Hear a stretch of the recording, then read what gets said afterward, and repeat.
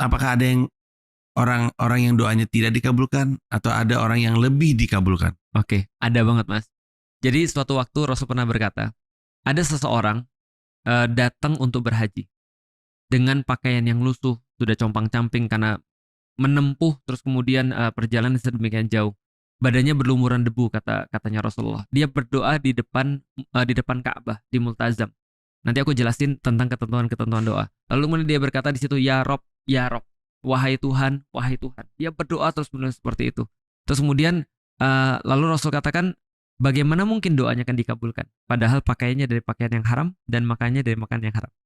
Maka yang menyebabkan orang tidak terkabul doa adalah pertama, dia tidak menggunakan hal terbaik untuk berdoa, yaitu adalah pakaian yang haram dan makanan yang haram. Maka Allah tidak terima doanya. Satu lagi yang menghalangi doa-doa terkabul, ribut sama orang.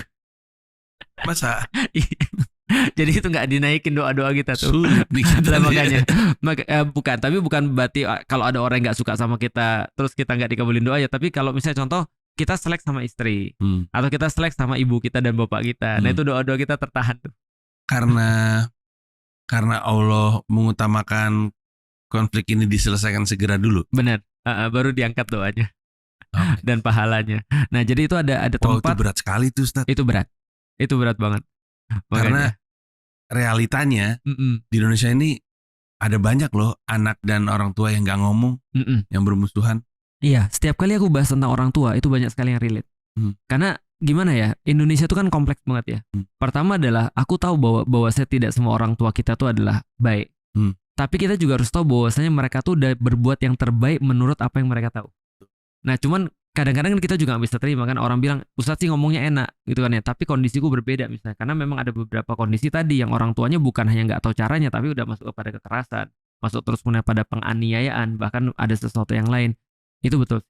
Makanya di Indonesia itu ya kita perlu banyak banget melakukan pembenahan dari awal, karena doa itu orang tua apalagi ya. Nah itu juga termasuk salah satu keutamaan. Doa orang tua itu nggak punya tabir dengan Allah. Jadi dia nggak punya filter dengan Allah. Begitu orang tua tuh ngangkat tangan itu doanya terkabul tuh. Makanya kan ngeri banget kan kalau misalnya apalagi ibu kan. Kalau misalnya di Ramadan itu ada hadis walaupun lemah dikatakan bahwasanya celaka orang-orang yang ketika di bulan Ramadan itu tidak mendapatkan ampunan. Itu yang pertama. Yang kedua adalah celaka orang-orang di bulan Ramadan yang punya orang tua tapi nggak dapat ampunan juga. Karena ampunan terbesar dari orang tua kan, khususnya ibu. Nah makanya itu juga termasuk doa yang istijabahnya tinggi, yang diterimanya tinggi.